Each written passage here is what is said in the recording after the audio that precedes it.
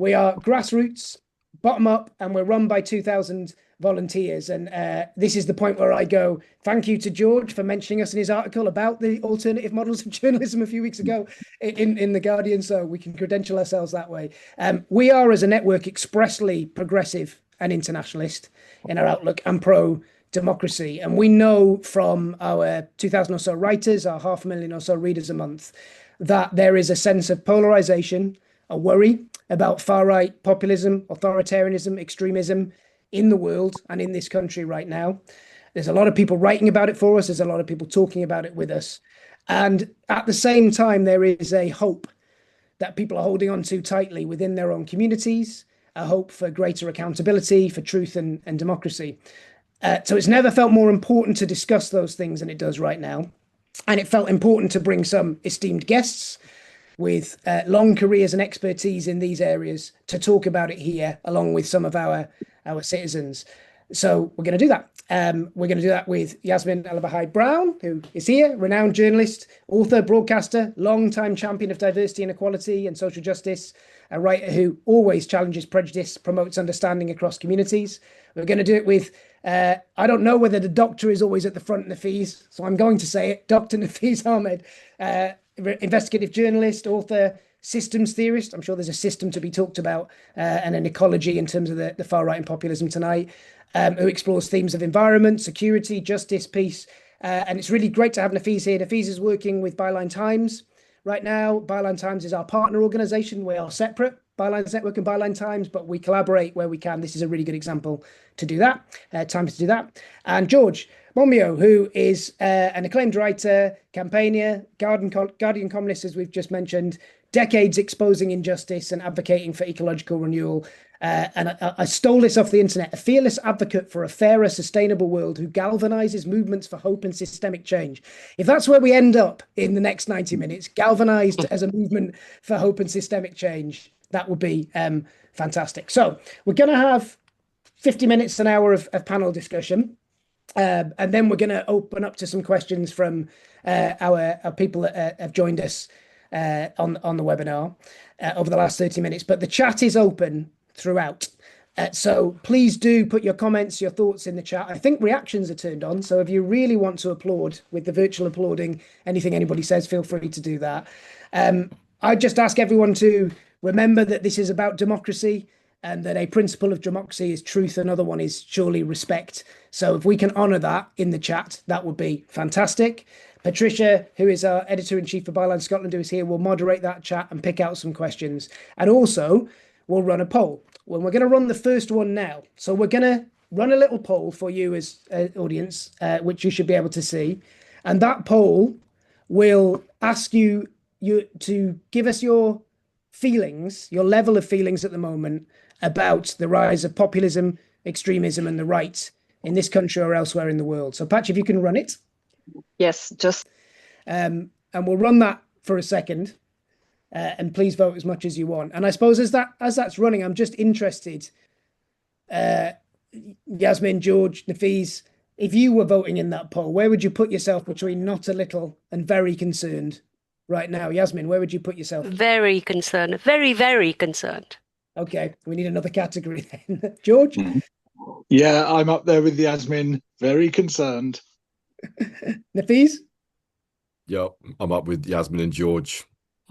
Very concerned indeed. Well, so far, 113 is very concerned. Wow. Okay. Has anybody put not at all or a little? No, 0. So it's somewhat 6, a lot, 38, and very concerned now 115. Yeah. So we get a real sense there that we're all in the same place of concern, which is not a surprise, and it wasn't rigged, but it felt like it was worth asking just where people sit. So I think let's dive in with a first question then. Clearly, there's a great deal of concern. How do we explain how we've got to the point where we're this concerned? What's led us to this point at this time? I think maybe, Nafeez, shall we start with you, because I know you've been doing quite a bit of research into this, particularly for some of the work with Byline Times at the moment. Thanks a lot, Ben.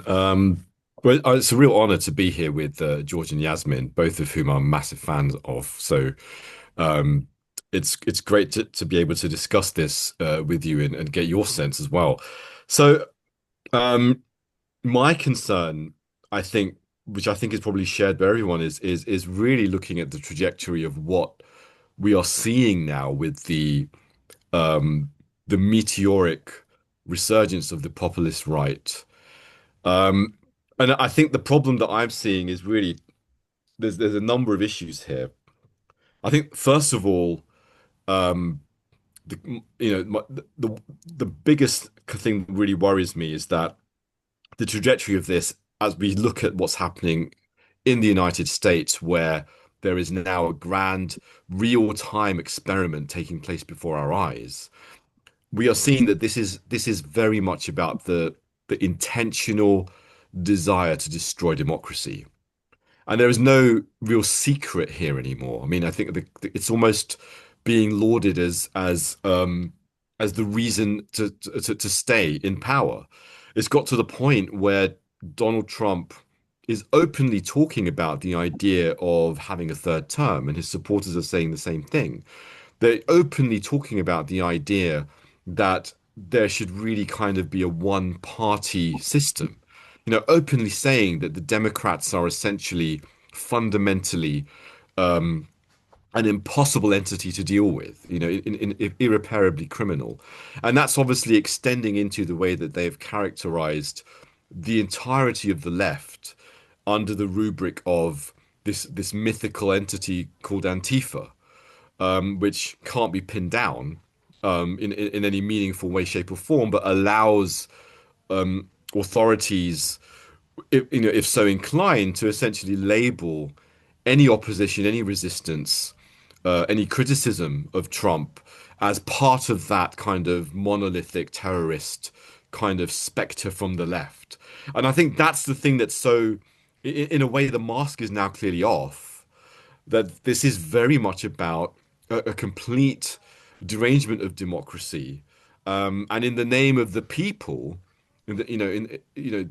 saying that we are going to essentially create an autocratic system, um, which is defined by many clear agendas, such as the dismantlement of anything to do with environmental and ecological protection, the dismantlement of all activity on climate change, the kind of dismantling the kind of renewable energy transformation, and at the same time remaking the American economy so that it functions as essentially kind of an America first corporate engine, specifically geared actually towards this kind of Silicon Valley Ponzi scheme, where we've got endless trillions of dollars of investment pretty much circulating amongst a very tightly controlled network of Silicon Valley companies, many of whom happen to be pro-Trump donors. So it's a really, really alarming time. And I think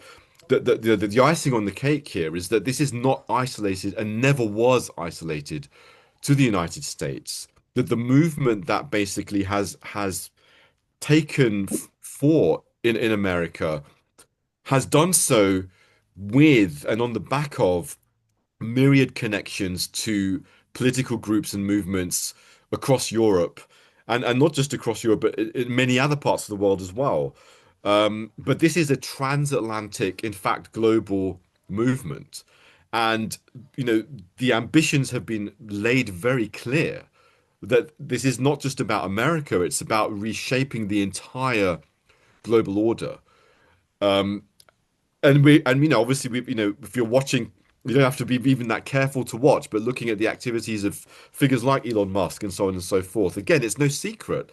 Elon Musk is absolutely obsessed with Britain and Parliament, and myths about rape gangs. And even just the other day there was a video circulating about how he was saying that the average British village, that there's 500 people in a village and 1,000 people coming to rape people in the village. What is going on? Same guy is funding Tommy Robinson's defense, the far right convicted fraudster, racist grifter, who is, just had again, alarmingly, the biggest protest, far right protest in Trafalgar Square that's ever been, with well over 100,000 people turning up. So this is really frightening times. And there is a very clear intention to weaponize this movement and have the same sort of rollback of democracy across the entire kind of liberal democratic heartlands. Okay. Thank you, Nafeez. It feels like a bleak picture when you put it quite like that, doesn't it, in some ways? So I was wondering, Yasmin, how are you feeling about the position that we're in now? And is the story that Nafeez has told there, which starts in the States in many ways, starts across the pond, is that what we're seeing here? Is that the same journey, do you think? I think I completely agree with everything he so eloquently said, but I feel that in a way we should be. There's a very interesting piece in my newspaper, the newspaper today, which really opened my eyes about all the indicators. I wish I had it here, of how the Trump phenomenon is being collapsed from within, including by some of his closest cheerleaders. And that, the impression we get here about their politics and ours, I'm increasingly, just a side comment, I'm increasingly worried about our addiction to and dependence on polls. I'm increasingly suspicious because that has become the vehicle for all manner of political positioning. I mean, Keir Starmer lives, eats, breathes polls, right? And I think we should be cautious about that. The demonstrations, for example, outside asylum hotels. My industry never ever reported the counter demonstrations, which were sometimes 3 times as big. The one in Barbican, there were 250 anti-protesters and 800 defenders of asylum seekers. Did you know that? Right? So there's a whole thing about who's telling the story. Are we too dependent on this thing called polls, which is now taken over everything? The budget, foreign policy, everything. And I totally agree with what Nafeez said, but I sense that there is a very important, I don't know if they're the majority or an equal number of people in this country and certainly in the United States who are not going to buy into this and are doing what it takes. Now, we don't have a prime minister who's sending soldiers into areas where they, I don't know what's going to happen in New York. I'm really worried. New York mayoral result is a trigger point. If this Muslim young socialist wins, Trump has promised all manner of revenge. So in that sense, we will see what Nafeez has so clearly outlined, the death of democracy. But I feel very strongly. I wrote my column last week on the rising racism, which is, as I said, is burning our skins again. And when I came to this country in the 70s, those were bad times. And those bad times are here. People are in your face. And one of the stories I told was I was sitting in a cafe 2 weeks ago on my own in Shepherd's Bush, and this couple, middle-aged white couple, comes up and says, "Oh, I've seen you on TV." So I smile broadly as one does. And then he says to me, "Why are you still in the UK?" In a cafe, in front of everybody. No shame at all. And that's the difference. People might have felt this, but they never had the permission. But you know what? Immediately, the rest of the people in the cafe absolutely stood with me. So I think we should, we are talking about hope, and I'm suggesting that one way to retain hope is not to be naive, but also to remember. And since I wrote the piece, my editors have told me they've never had so many letters from white people, from Derby, from Devon, from Lincoln, expressing shame that this sort of thing is happening in their country. So I'm suggesting that we should be very much more cynical about polls, and we should also try and see what the real picture is, because the media, I know The Guardian and Independent and an Observer do their best, but the forces are ranged against us.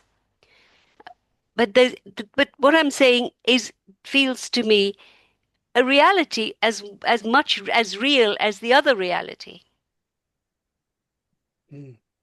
Thank you. So you're getting a lot of love on the Q&A for being suspicious of polls. And Georgia, just bring you in there to kind of reflect on the questions and points that have been raised so far. Okay. But might also be a useful opportunity there to talk about Mamdani and possibly even Polanski. Two voices that are different. One of them who might have a victory in the next few hours. So I wonder if they're useful to weave in. There's been a question about, is there hope in that? And is that beyond the bubble of what's being presented to us as well? Thanks, Ben. Well, I mean, with respect to Yasmin, I don't think this is about polls at all. I think this is about something much, much deeper. And the fundamental problem here is that democracy is the issue that capital has been seeking to solve ever since working people got the vote. And it has found various means of trying to solve it. Fascism worked extremely well until 1945, whereupon it ran into certain difficulties. Just in the nick of time, neoliberalism came along with the publication of the two sort of seminal texts of neoliberalism in 1944, and Capital thought, great, that'll do. That's a great way of crushing democracy. And that has worked very well for them. And what it has done is to enable inequality to start becoming extreme once more, for the very rich to acquire ever more of the economic product of the whole of society, capture it into their own hands, prevent it from being redistributed through taxation, clamping down on all the progressive measures that governments could introduce, but using their economic power to prevent those from happening, either through campaign finance, through the media that is largely owned by billionaires, through the junk tanks, through direct contacts between ultra-rich people and presidents and prime ministers, and have very successfully shaped politics to suit themselves. And now that they've become so rich through this turning of the cycle, where your economic power translates into political power, your political power translates into more economic power, now they feel safe to come out with what they really want, which is a resurgence of fascism. So this is a cycle. We saw the breaking of economic power in 1945. And the depressing view of this is the one expressed by Walter Scheidel in his book, The Great Leveler, where he says there's really only been four forces which have significantly smashed extreme inequality. One of them is total war. One of them is total state collapse. One of them is total and bloody revolution. And the other one is plague. So I think our fundamental challenge here is to find the fifth force, is to find a peaceful means of overthrowing concentrated economic power, of overthrowing this profoundly undemocratic and unequal settlement we have. Now, absolutely, we need people like Mamdani and Zach Polanski, people who give us hope, people who are articulate, can focus our concerns, can focus our demands, can stick it to the man. But by themselves, they can't do this. These are huge global forces that we're facing, which will seek to destroy, by any means possible, any genuine political alternative, progressive alternative. Now, if, as I trust and hope he does, Mamdani wins, everything will be thrown at him, including, if the non-violent methods don't work, violent methods. And it wouldn't be at all surprising to see him carted off and his citizenship cancelled, or him thrown into prison, or any brutal methods, whatever, or seeing the use of political murder coming back into the US in a major way. Now, I desperately hope this doesn't happen, but we can't underestimate the force we're against. The force we're up against is capital. It's as simple as that. It is the concentrated power of money which is setting out to destroy democracy. So it just, I suppose the obvious question, and it actually ties in with a number of the questions that people are raising, is what do we do? So you talked about them not being on their own, George, or needing there to be more. It can feel really desperate sometimes, can't it? Looking at how quickly, and I'm minded there was a brilliant article by one of our citizen journalists, Cliff Mitchell, called "How to Demand." Actually, a two-part series in Central Bylines, "How to Dismantle a Democracy in 6 months," and the comparison he drew between various other totalitarian or authoritarian regimes and the steps they took early on and what's happened in America was frighteningly identical. So what do we do is the question. So how do we build that alliance around or alongside the kind of things that Mamdani and Polanski might be doing? Yeah. Well, there's no mystery about it, and it's not easy, but the answer is easy, which is mobilization. There are three things you do to fight back against capital and against its power, which is mobilize, mobilize, mobilize. And this is not an easy or part-time thing. You've got to have people who are fully engaged with it. Of course, not everybody needs to be, not everybody can be, but you need a sort of institutional mobilization at the same time as massive support by everyone who's in a position to offer that support. And now when people think about mobilization, they think of people marching or sitting in the street. And obviously we need all that, but we also need much, much more. And all effective campaigns are an ecosystem, and they involve people deploying their special skills for the purposes of that campaign.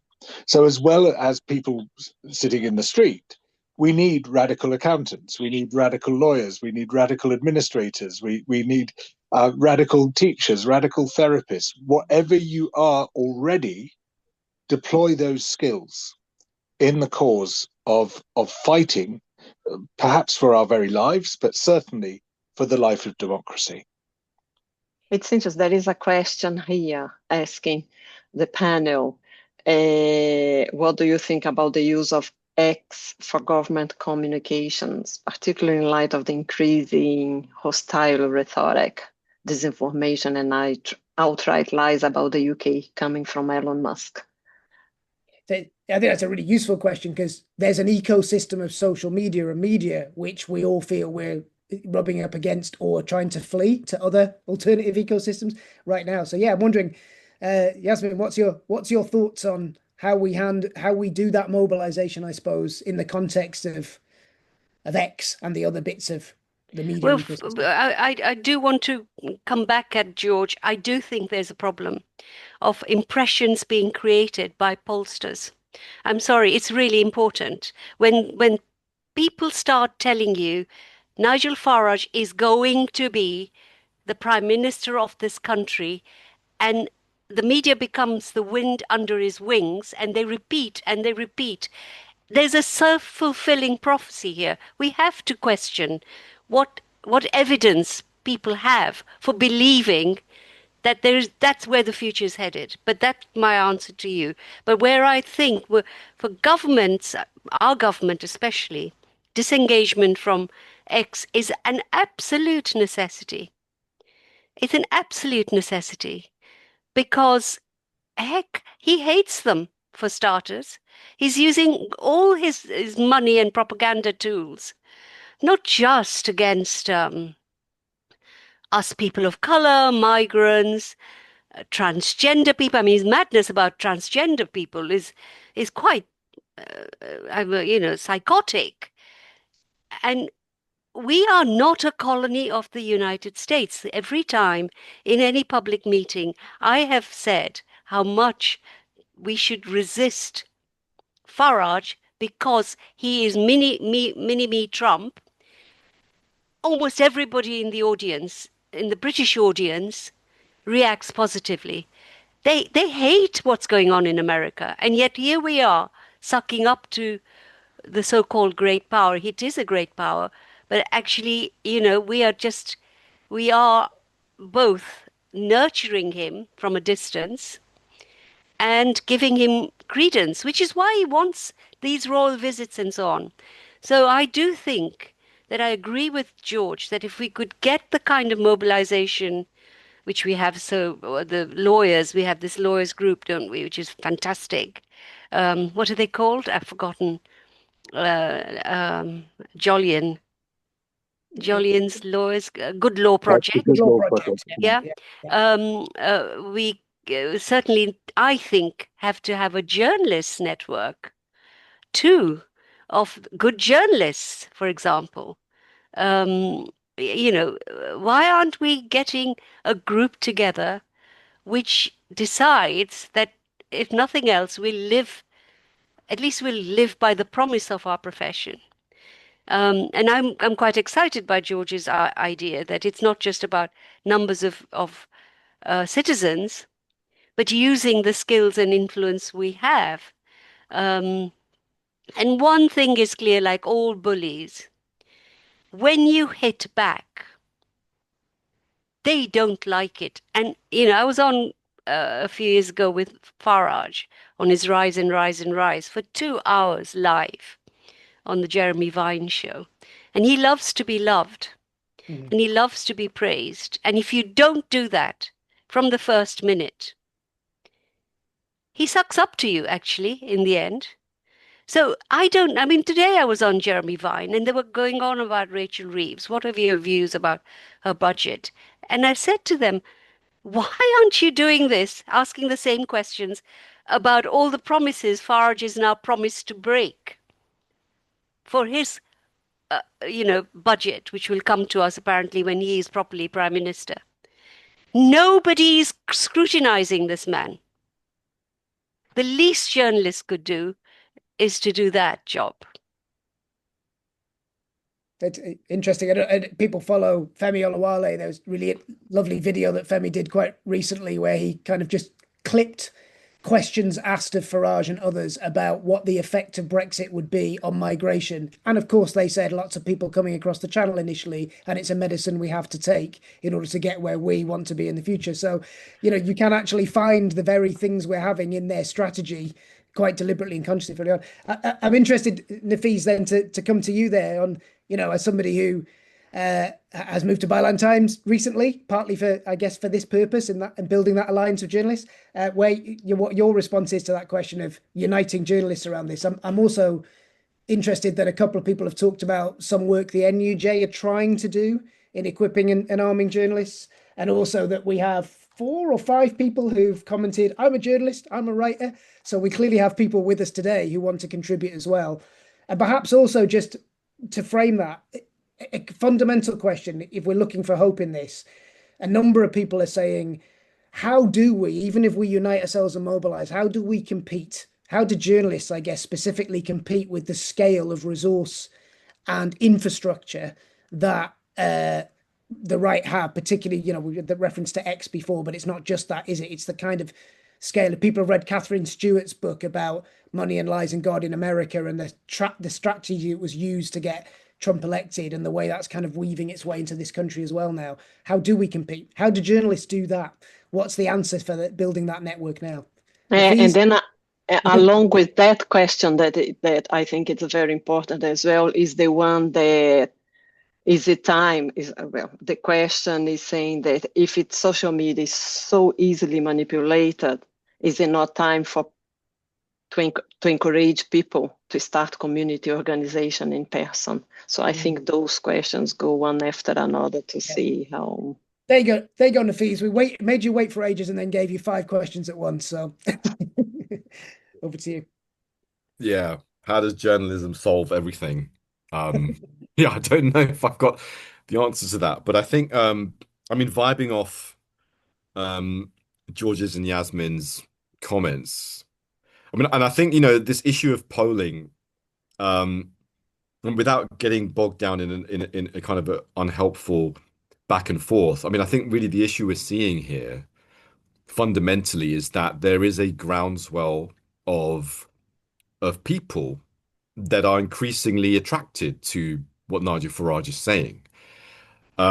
Whether or not we say it's because of the polls, or whether or not we say that, well, the polls are being driven by opinion, there's obviously been a shift. I mean, and I think, polls or no polls. I mean, if you look at slightly more scientific surveys of public opinion over the last decade or so, studies of social polarization that have been done across, the liberal democratic heartlands, again, it is absolutely clear that we are moving through an inflection point where opinions are becoming a lot more fraught, a lot more polarized. We've seen that there is a massive polarization that's taking place in every democracy. And in many cases, that's been exploited by the right wing and particularly the far right. So I think there are, we can't escape the reality that ultimately what's driving this are these deep-seated structural problems. And it does come back to, I think, this challenge that George alluded to, that there is this fundamental kind of predicament that we see with capitalism. And I think if we're going to move to looking at what the solutions can be and the hope, and I think there is real hope, we have to ground that in a kind of a sense of, but how is it that this is happening and where is it coming from?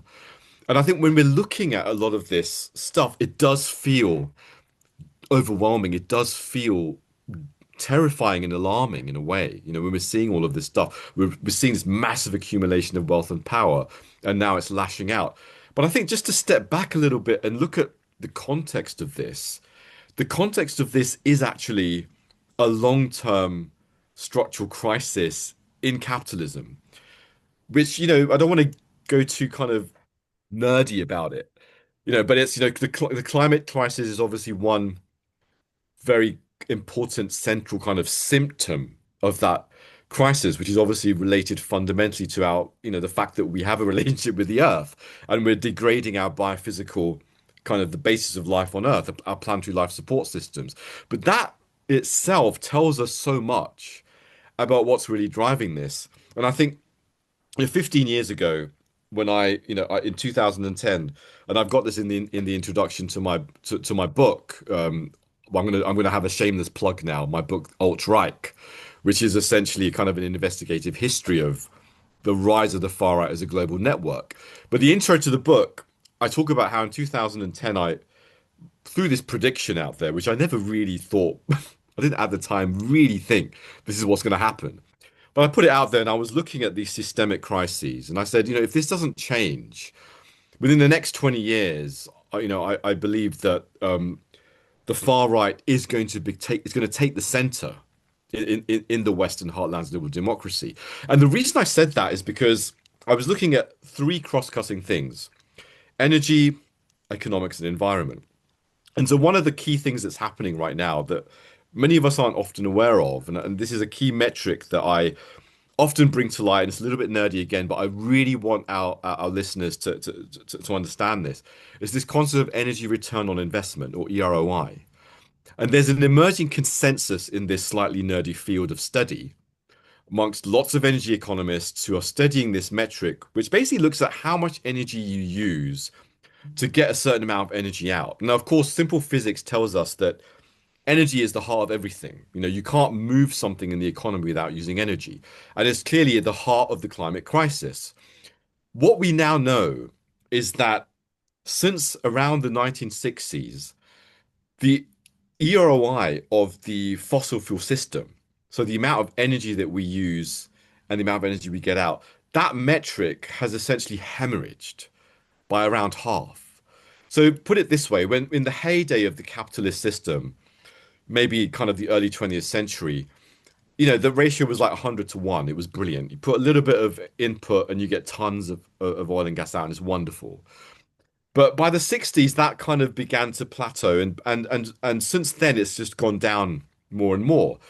And what we've seen is that we're shifting increasingly. We're using more and more energy, more and more difficult things, more and more complicated technology.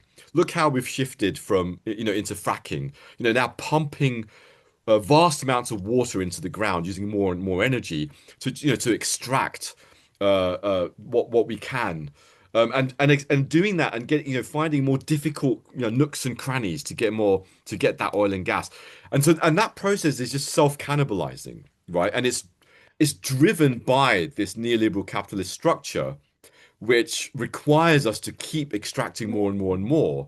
So instead of kind of looking at this scenario and saying, well, wait a minute, there's something kind of deeply irrational going on here, the system is just It's in the wanting more and shells. more and more.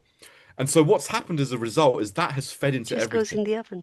Now, the elites who are sitting on top of this system, they've looked at this scenario and they've realized that over the last 20, 30 years, the mobilizations that George was talking about, that Yasmin was talking about, they happened and they actually worked. And I know we feel a lot of despair, in the sense of, in terms of where we are with emissions, of course, we're in the danger zone.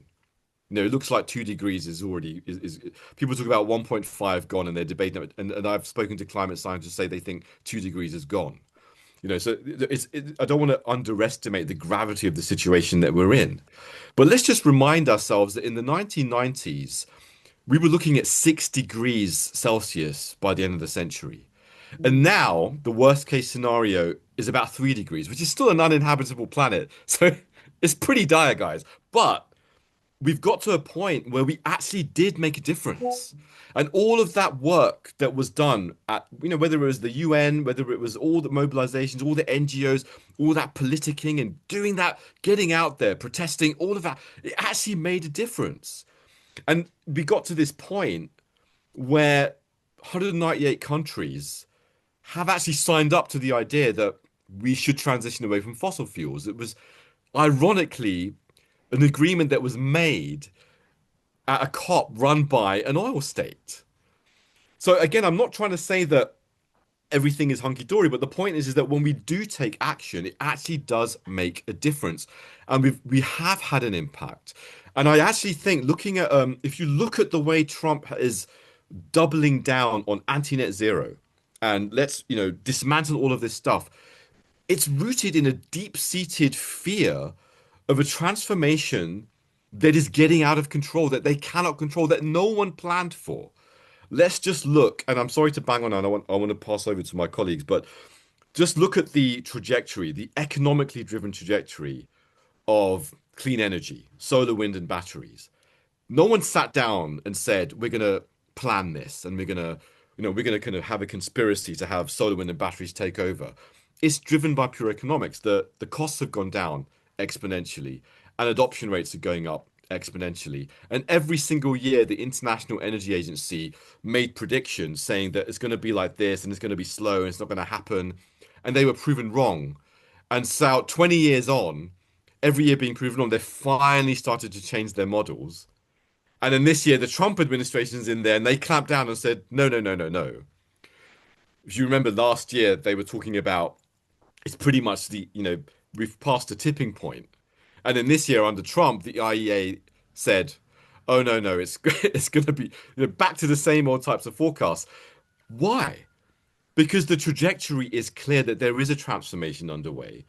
And anybody who has studied that transformation and done technological forecasting has said, around mid-century or so, you're looking at an energy system that will be dominated by these new technologies, and fossil fuels are essentially going to be obsolete one way or another, whether it's declining EROI, whether it's the exponentially improving the technologies, it's going to happen. The problem is it's happening too slow to stop the climate crisis, but it is happening, and our job is to accelerate it. So what I would like us to kind of put our minds to is to think about, there is a vision of hope and future which we need to get behind. And I think the biggest thing that I think journalists and people working in the information space can do is think about, how do we get that vision of hope, that real concrete possibility of transformational change that is real, that is possible, that voices like Mamdani and Polanski to some extent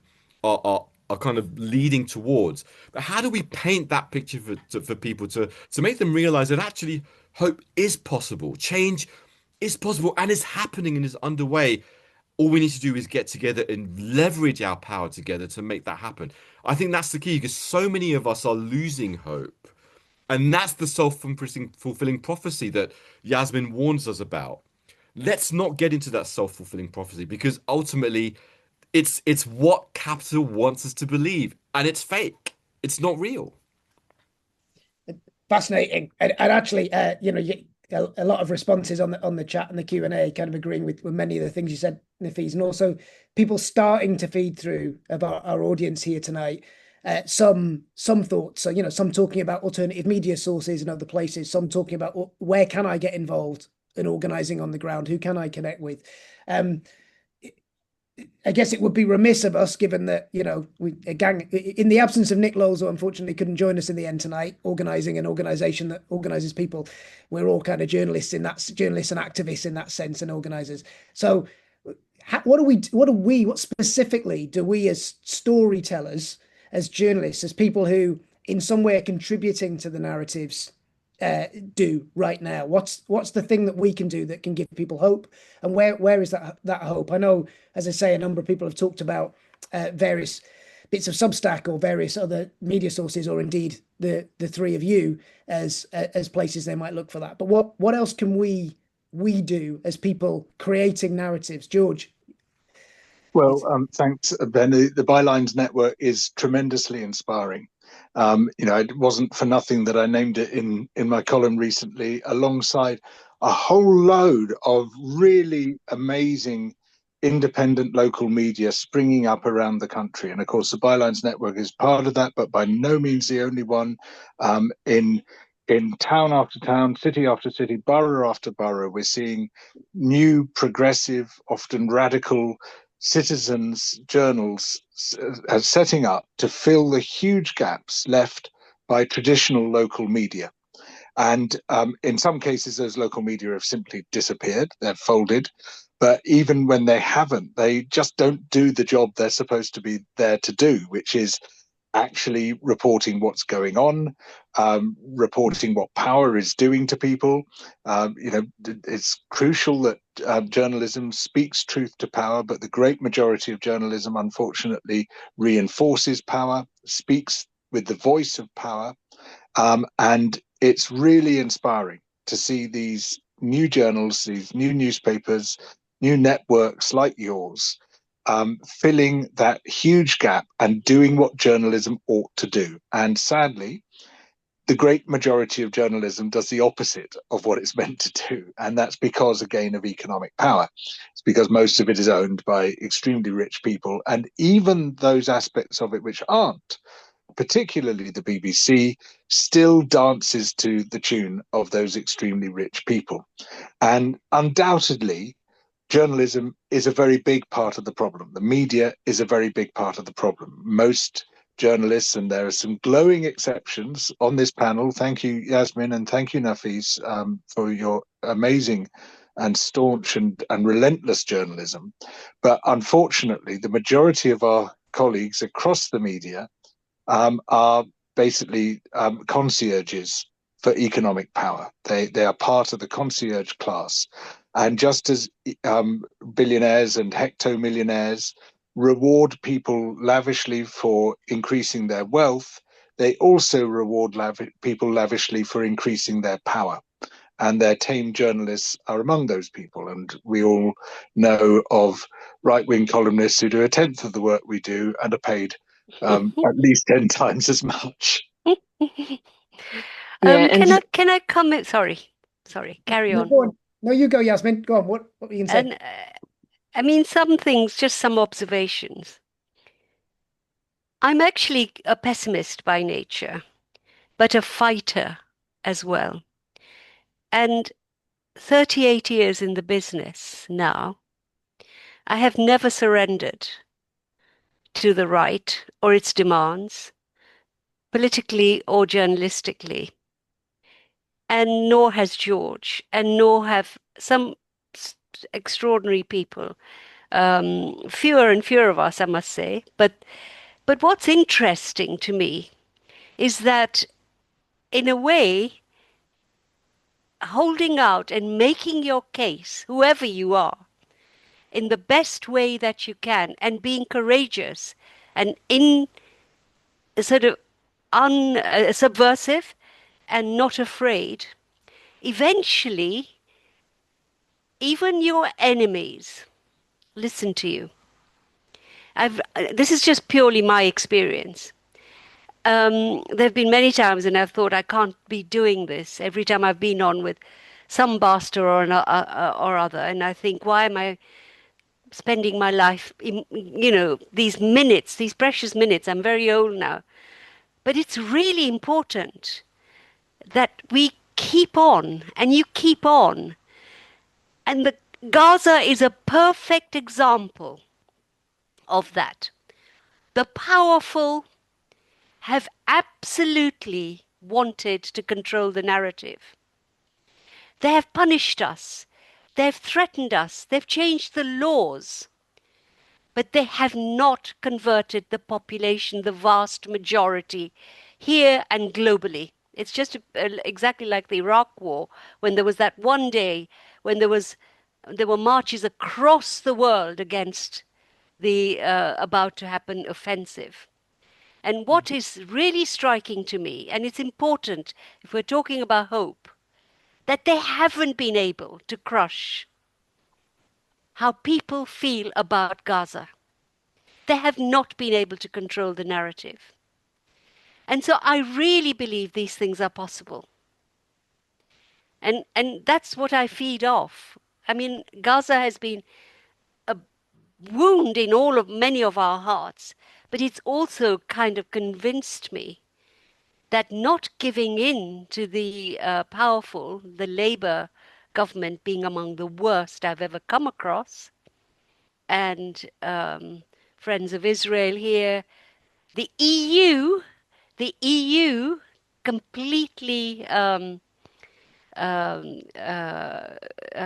being an ally of this colonial power, and yet, and very little of this gets into the press or the media.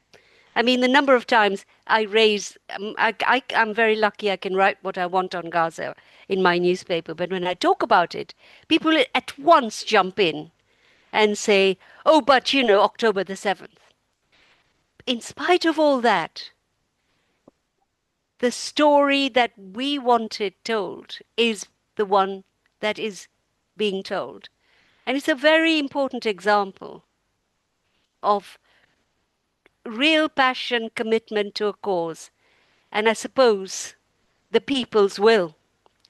We've not won, we haven't won the battle against arms delivery, supplies, or any of that, but they're scared now, and that's why Starmer sort of murmurs from time to time a little bit that he never did for 2 years.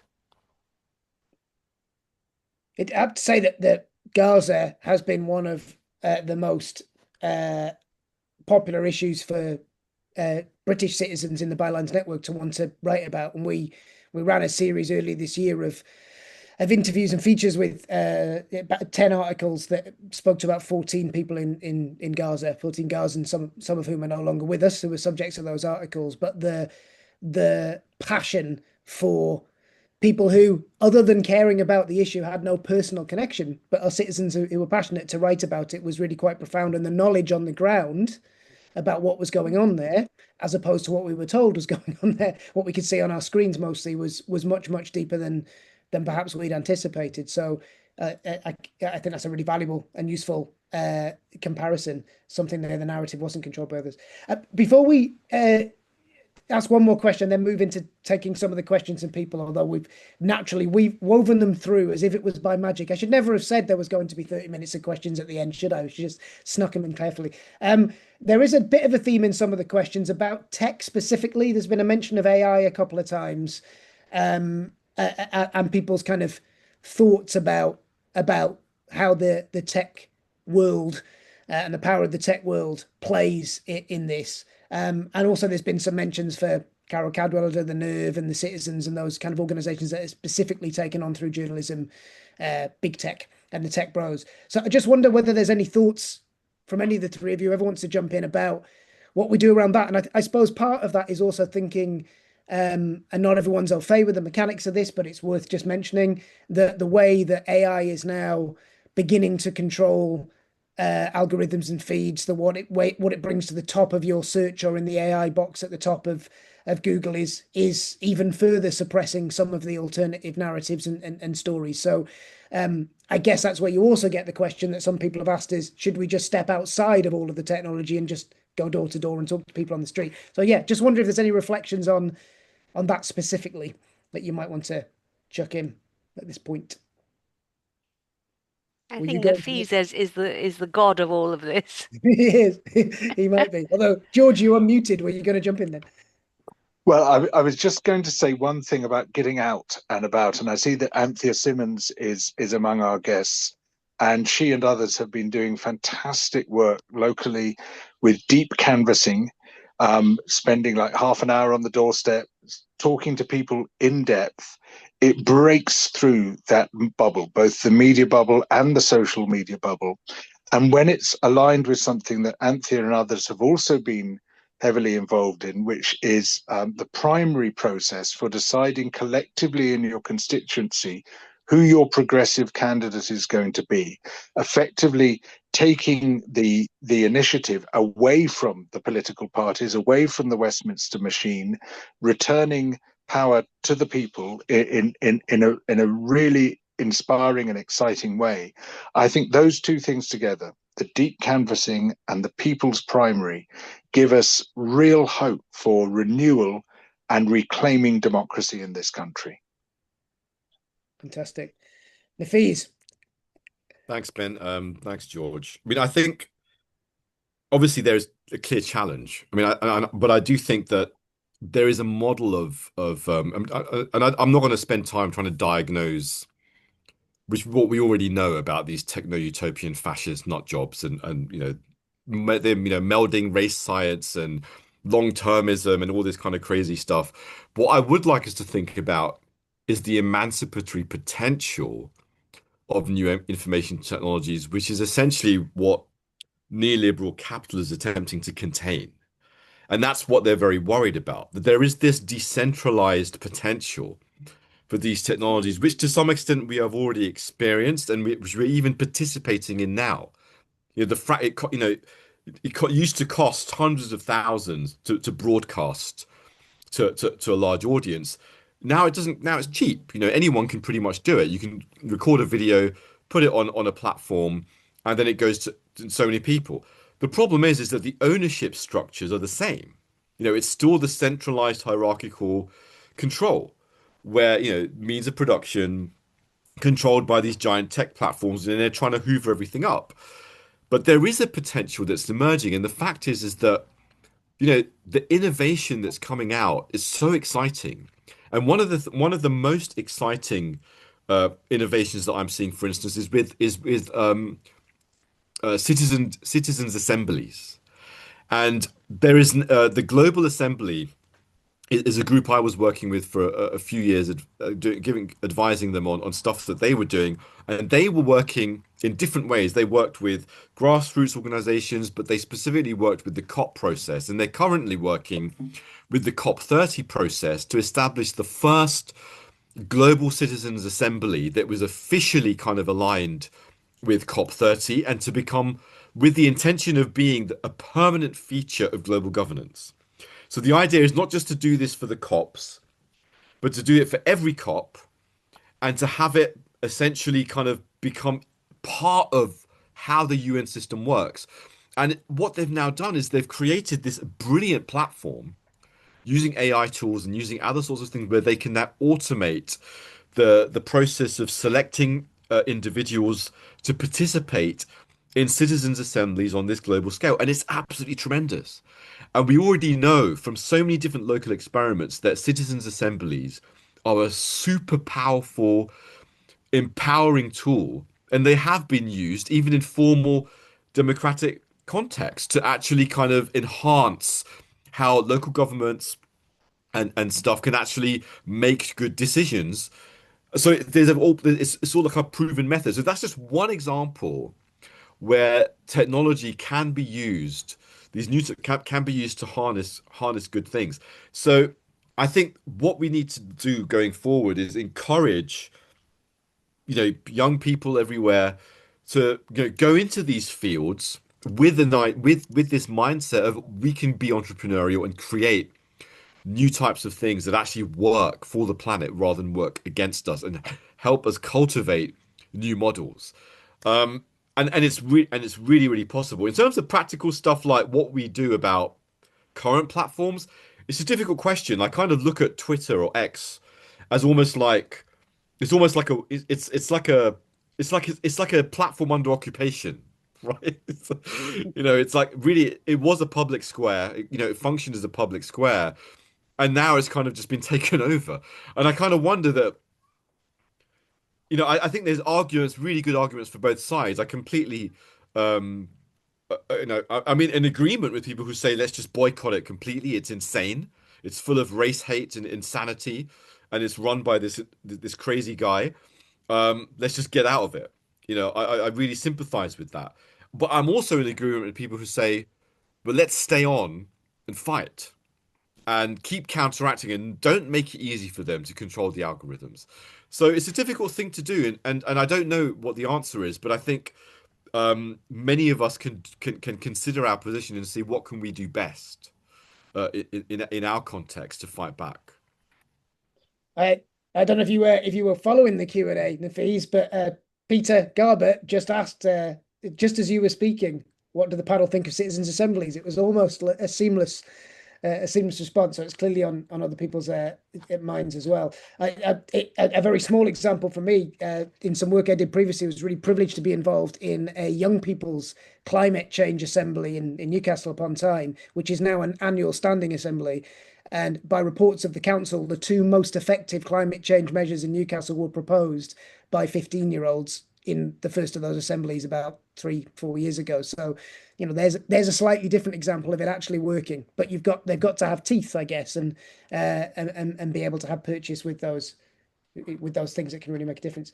Okay, it's getting on for 8:10. I think it would be useful to just pick up on some of the questions that we've had through that we perhaps haven't answered yet, and then I've got one kind of closing question for a takeaway.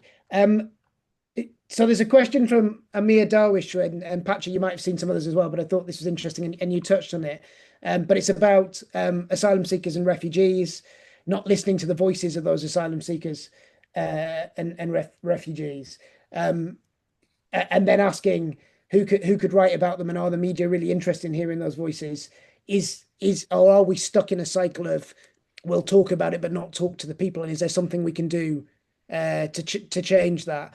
I know even at Bylines Network we've had challenges with some of that. We have had stories of people inside asylum hotels that we've been able to translate in some cases and publish, but it's harder to get those. And it does feel, doesn't it, that some of the people that are most under threat by some of what the mobilization of the populist right are silenced. So what might we do to give them the voice that they need to be heard in their own right? I wonder. Well, it's very hard for them because they're terrified.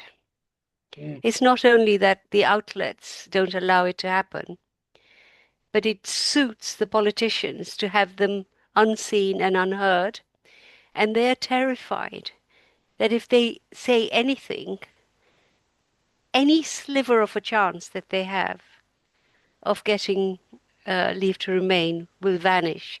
So I do find ways to talk to some of them, but they would never want even anonymously to have their words through. It's incredibly interesting how scared they are, which has been the intention all along. Mm. And this is a Labour government. And Shabana Mahmood, who's, oh my God, I mean, what happens to people, and David Lammy, what happens to people when they get into power? I have no idea. The demonization that comes out of their mouths, it's a sort of psychological state I cannot comprehend. George, do you want to?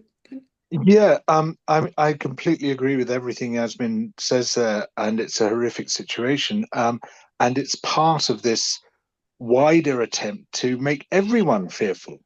Yasmin rightly named Shabana Mahmood as someone who's just tearing into asylum seekers, but she's also tearing into protesters, and she's adding to the horrendous legacy of Tory anti-protest legislation, piling more anti-protest legislation on top of it, um, basically trying to demonize and ban any form of protest at all which has any hope of being effective. And what makes this particularly ironic is that the Labour Party arose as a protest movement. The Labour movement was one of the most effective protest movements in history. Every single thing it did to achieve that effectiveness would have been banned by the current Labour Party. And I just wanted to give an example, a very moving example, actually. Yesterday, at this book award for funny books by women writers, the winner of the published novel category was a Muslim British woman called Nusayba Yunus. And I mean, she took it was all very jolly and champagne fueled, but she stood up and talked about Gaza. And of course, everybody was very twitchy. And she said exactly what Georgia said. The book is about how a kind of aid worker who's Muslim and very modern goes to rescue ISIS brides from themselves, if you like. And it's partly funny, but partly horrifying. And she said something very important yesterday to an audience that didn't want to hear it. You know, I worked with ISIS brides, she said. I did work through the UN, I think. And I always used to say to them that, the right to protest is a human right. Everybody has a right to speak up. You have a right to speak up. What do I tell them now? She said. What do I tell them now? It's a real moment. Powerful. So, in a tangential way, that might sort of connect to another question, which is, how do we hold conversations with people that are pulling in the other direction? What do we say to people that are perhaps the reform curious? Is a question that's come up here, and you'll have seen in the decoding populism research and polling that's been done recently, that kind of analysing slicing of the Labour reform curious and the Lib Dem and the Conservative and so on reform curious. How do we hold a conversation with those people? And there's quite a few questions that have come through about being, that risk of being stuck in our own bubble. And I suppose it links with that X question, doesn't it? Those of us that have flown to blue sky to flee X to avoid the pylon whenever we say something that some people on X might not like.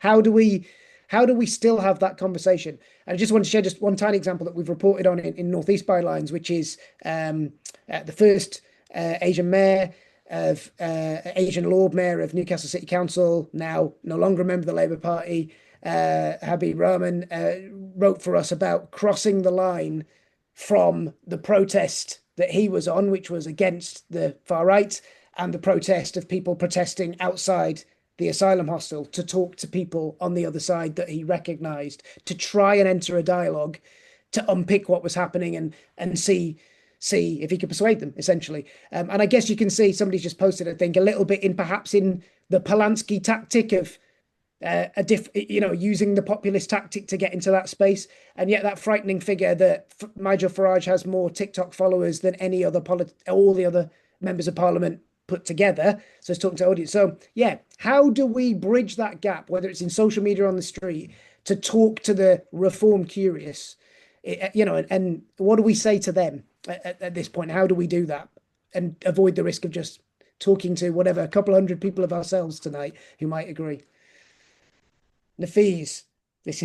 So yeah, that's a really good question. It's something I think about a lot, and I think it's this question of how do you engage in generative dialogue. And I think it's critical. It's a critical question because it's fundamental to democracy to be able to have and hold conversation and to engage with contradictory perspectives and to move through difficult types of polarized perspectives, but come out the other side. And you might even still have your differences, but come out the other side and come with something shared. And I think, I've seen a lot of people in the chat and they're talked about empathy. I really think you got to fight back with empathy. I think you gotta, in a way, not judge a reform kind of curious person in that sense and be like, oh, you're stupid or you're blah blah blah. Because most people are not voting for reform because they're automatically in their heart of hearts thinking, I'd like to be a racist fascist. Most people who voted for Trump didn't do so because they were really excited about the dismantling of democracy. It was the last thing on their mind. Like in America, people are living from paycheck to paycheck, and we're feeling the same thing here. Most people who are moving to the reform stuff are feeling like they don't see a light at the end of the tunnel. And then when they're looking at the Labour Party, they're thinking, what the hell is this? It's more of the same. There's no answers. And I think the problem is that, when you're faced with crisis, and we see this time and again in history, we know that this happens all the time, that when there are big social crises, there is a tendency to otherize. There's a tendency to kind of blame the surface symptoms of it. And part of that is the movement of people, to some extent. So maybe it's not just about human nature, though. It's also about the structural forces. It's about the fact that we have a right-wing press here, which is completely dominating the discourse and which is incessantly driving people in a direction deliberately to say, oh, the problem is groups of people. And there's a really interesting graphic that sometimes gets circulated, which compares spikes in sentiment, anti-migrant sentiment, and looks at, does that correlate with actual spikes in migration, or does it correlate with media reporting? And it correlates with media reporting. It doesn't correlate with actual spikes in migration. And it's such an interesting situation to be at this point where we've just had Brexit. Brexit basically destroyed whatever infrastructure we had that actually was holding back this so-called small boats crisis. And everything got a lot worse because all of those agreements were torn up. And the guy who basically was responsible for that is now standing there saying, hey, you should vote for me. I'm going to solve the small boats crisis. And so I think there's a case of there's some factual stuff which we need to get better at communicating. Let's get a handle on some of those facts so that we can basically kind of remind our friends, our neighbors, and people we don't know to say, hey, well, have you thought about seeing it this way? It doesn't, some of the things that we're hearing don't quite add up. And I think you're right, like tactically, there are narratives which might really resonate with people, which makes them realize that kind of sense of dislocation and their feeling shouldn't be directed at migrants, but it should be directed at, well, who's really responsible for this situation that we find ourselves in. But at the same time, I also think to be able to just sit and listen and to say, you know what, I really hear you. I understand where you're coming from. I understand the pain you feel. And just an example of this from as a British Muslim, there's someone who I thought was just an amazing kind of example. Was Adam Kelwick, an imam, British imam, who during these asylum anti-migrant protests went in front of protesters who were hurling abuse and literally just said, look, man, I'm here to show you love, and the mosque welcomes you and we can have a dialogue and a conversation, and I want to hear what you have to say, and I want to learn your perspective. I want to understand you. I want to understand where you're coming from. And it was transformative. So many the people who spoke to him came away and they realized that there was something completely wrong about the way that they were seeing the other. And just that human experience changed their whole way of thinking about it and started those people on a journey. And I think is about that human experience, for people to be able to be touched by someone from a different political persuasion, someone from a different ethnicity or religion, to have that experience, that human experience, to say, well, wow, these guys are actually people. and they have a really interesting perspective, and they've also heard me, and we're in this journey together. I think it's crucial.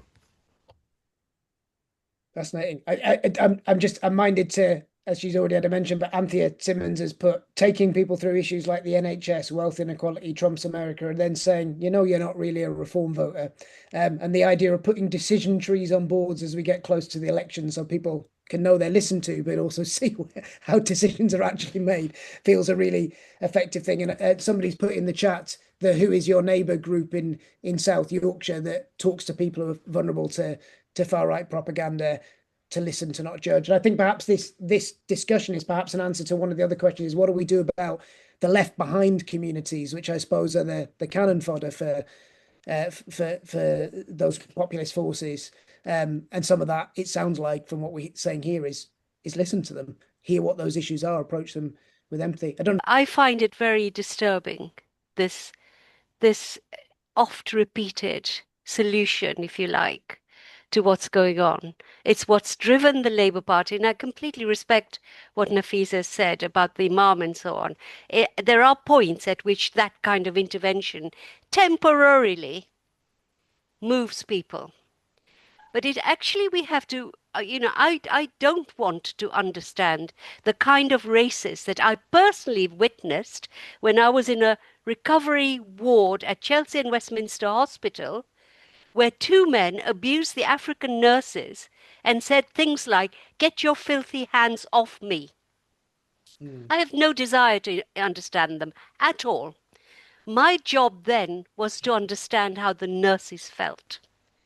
And I feel there are enough people out who are being ignored, actually, in this obsession about reform voters and feeling of, disaffected and forgotten. If they're feeling that it was the Tory government that did it. And I want what Michael Heseltine did, of all people, the only person who 2 weeks ago named and shamed the Reform Party and all those who supported and called them out as neo-fascist.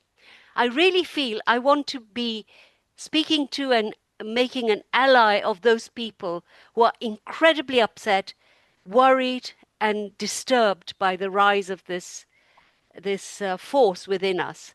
All political attention is going to reform voters. Why? And that is an interesting question here, actually. Actually, it is from Mike Galsworthy, that he would like to hear about the divide on politics, because that polarization is increasing. So what are the tools, how we can provide tools for the youngsters or the next generation? I wonder, George, have you got thoughts on, are you going to play the bridging point between Nafeez and Yasmin's alternative perspectives, I wonder, and the question? Well, look, there's a lot of truth in both of them. The fundamental thing is for people to feel that the political system is going to work for them. And, we're at a particularly vulnerable point in this country because the Labour Party has comprehensively let us down. We've basically got Tory parties 1 and 2 and Reform are the ones who are currently duking it out, at least in the media. Now, at last, the Greens are doing tremendously well under Zach Polanski. So, that begins to look like an alternative. Your party, if it gets its act together, which is a big if at the moment, could also be a very exciting force in politics. People have to have that hope. And what has made it so difficult is that people had a lot of suspicion and misgivings towards a Starmer government before it happened, but I don't think anyone was prepared for the utter onslaught against almost every single value that the Labour Party once held, against our ecosystems, against everything that is good and decent. I mean, in some respects, they have come out to the right of where the Tory party was before the last election. Obviously, the Tory party has now gone way, way to the right, and so it's hard to come out on the right of it. But when I look at my particular field, environmental issues, the Labour Party is actually worse than the Tories were. This is now the most destructive government that we've had in living memory, doing worse things than any of its predecessors. The same comes when it applies when it comes to illiberalism. If you look at Yvette Cooper's ban on Palestine action, even the Tories didn't dare to go that far. That is the most illiberal thing that any Home Secretary has done since the 1970s. And that's tough competition. There's been a lot of really bad stuff that Home Secretaries have done. And so the profound sense of betrayal, of disappointment, of frustration that people feel is totally understandable. We have to start from that position that if people are feeling that politics isn't serving them and that they want something radically different, no one can be blamed for feeling that way. And our job is to give them something radically different, which actually will improve lives rather than wreck them. Reform offers something radically different, which will absolutely trash this country.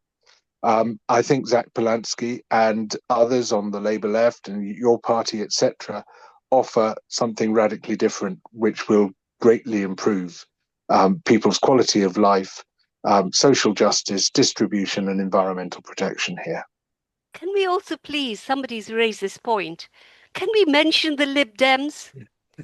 How many seats do they have and how many seats does Reform have? This is what I mean. Reform is sucking up all the oxygen. But the Lib Dems, in their own sweet way, are actually some kind of alternative to the kind of ghastly Labour Party that Labour government that George has described. So, yeah, let's acknowledge that. That's a fair point, Yasmin. A fair point. We could also look at the Caerphilly by-election and the sharp turnout of younger people at the end, at the tail end of that, which wasn't quite expected, which didn't swing back to Labour, but pulled Plaid Cymru through ahead of whatever you might think of the nationalist parties in Wales and Scotland. That was definitely a vote that, to some degree, was to hold Reform out of the potential of winning that seat. So, there are many others in the fray, I suppose, and there's a sense of talking about everyone in those places. That's part of the job of journalists, isn't it? To make people see and understand what the different offers are there, rather than the ones that dominate the space. I'm conscious of time. We've got 2 minutes left, and I have to say, if you look at the chat, it's a mix of thank you very much, we love what you're saying. Oh no, we love what you're saying. Oh, actually, we love what you're saying. With some, what about this? Are you mentioning that? And it is fantastic when citizens feel that they can come forward and say, actually, you may be well published and esteemed, but actually we've got a view here that you should hear. And also, what you may have noticed on the chat, I hope everyone's seen that, is the exchange of emails in order to organise. So your call for mobilise, George, has obviously been heard, because people are actually starting to connect and do it now, which is brilliant. And thank you to those that are offering articles and writing for Bylines Network as well. We really appreciate that. Find us on Substack, Bylines Network there, or visit bylinesnetwork.co.uk, and you can then visit to all our publications there. And of course, The Guardian and The Eye and Byline Times as well for our esteemed colleagues on here.